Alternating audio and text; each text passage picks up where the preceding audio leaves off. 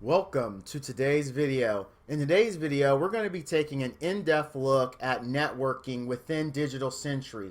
This is an area we have covered in other videos, but in this particular video, we're going to go into the specifics of networking Digital Sentry. So first things first, we're going to head out over to Start, Control Panel. We're going to go into Network and Sharing Center. Once there, click Change Adapter Settings. So taking a look at the Change Adapter screen, we can see there are two local area connections, Local Area Connection and Local Area Connection 2.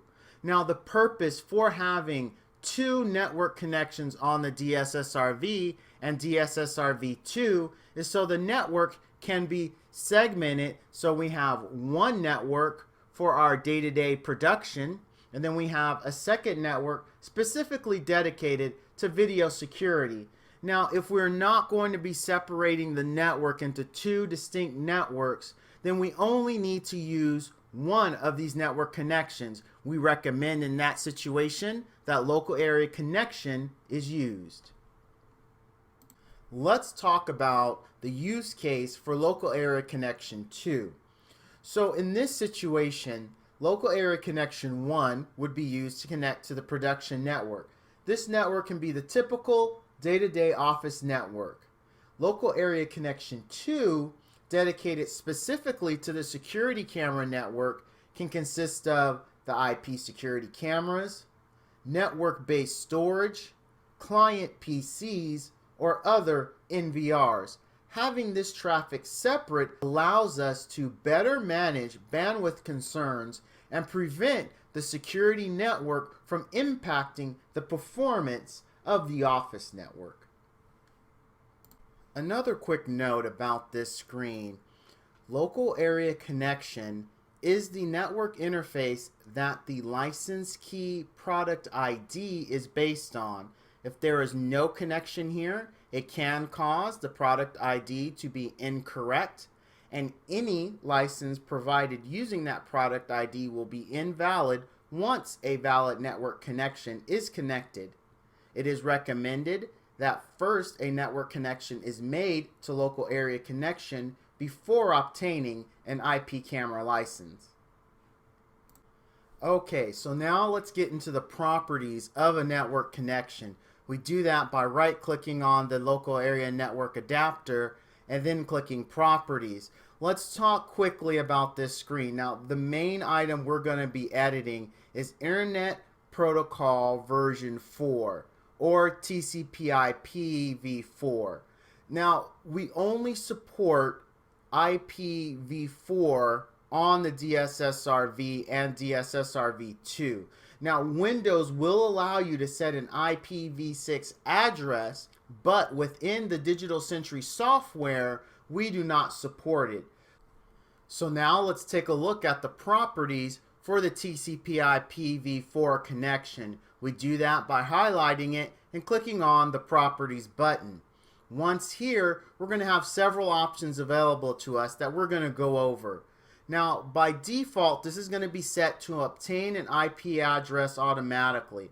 Now, what this does is it goes out to your router or layer 3 switch. Now, if it is a switch, it has to be layer 3 because that is when we are able to enable the DHP server because there is some logic in the switch. A typical switch does not have the ability to enable DHCP. Now, if we do not have a DHCP server and this is checked, what that's going to do, it's going to cause Windows to use what's called an APIPA address. This is easily identified by a 169.254 address. This is an automatically assigned Windows address. Now, if you were to use this and add other systems to the network, Windows will detect the other systems and assign it appropriately. An APIPA address system is 100% possible, but we do recommend that we specify specific IP addresses that we want to use with Digital Sentry. If we are not going to be using DHCP and the on-site IT personnel has assigned us specific IP addresses for the DS system, we want to put the bubble mark and use the following IP address and input the provided information. Now, the second section, use the following DNS IP server address, may not be used. DNS is used to turn a name like google.com into the IP address of that site. If this system is not going to be set up for using host names, a DNS server address is not required. Now, with the network interface card settings out of the way, the next major piece of a Digital Sentry networking installation is going to be the computer name.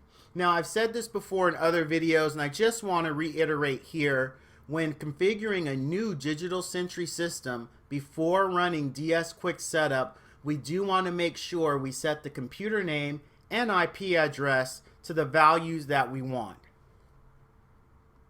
Now, once at the system information screen, which we reach by going to Start, Control Panel, and then Systems, we want to scroll down till we can see the computer name and then click Change. Once we click on the Change Settings link on the System Information tab, we want to go to Computer Name and then click the Change button located on the bottom of the tab. This is to actually change the computer name. The computer description is only a brief description of the computer. To change the name, the Change button must be clicked. So now once we click the Change button, we can see where the computer name can be changed. Now there's a few important items to note here. Member of, domain, or work group. A work group is just the standard setting and the default. Now if this is going to be installed on domain, here is where you would put that information. But a very important note on that, before adding the system to a domain, make sure to completely configure it and verify recording. Once the system has been set up and is recording, playback video has been verified, it can then be safely added to the domain. This is to prevent any issues with domain permissions. Also, when adding it to the domain rules may require that the service's username and password be changed. Please check with on-site IT personnel for further information. Thank you for watching. If you feel that this video was helpful, please remember to like and subscribe. And remember, at Pelco, we've got it all covered.